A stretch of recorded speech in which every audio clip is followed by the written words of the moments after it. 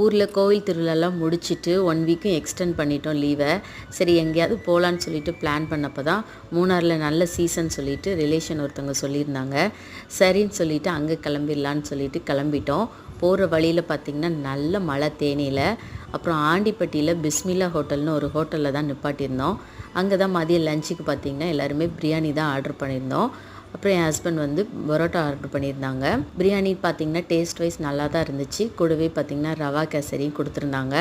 எல்லாம் சாப்பிட்டுட்டு அதுக்கப்புறம் பார்த்திங்கன்னா மறுபடியும் கிளம்பிட்டோம். அப்புறம் மூணார் என்ட்ரானோடனே நல்ல பச்சை பசேல்னு குளுமையை ஸ்டார்ட் பண்ணிருச்சு. போகிற வழியெல்லாம் பார்த்திங்கன்னா அங்கங்கே ஃபால்ஸு, நிறைய இந்த மாதிரி ரோட் சைடில் கடை போட்டுருக்குறாங்க. எல்லா கடையிலையும் கொஞ்சம் கொஞ்சம் வாங்கி சாப்பிட்டுட்டு அப்படியே மூணாருக்குள்ள என்ட்ராகி ஸ்வெட்டர் கடைக்கு போய் ஸ்வெட்டரும் வாங்கியாச்சு.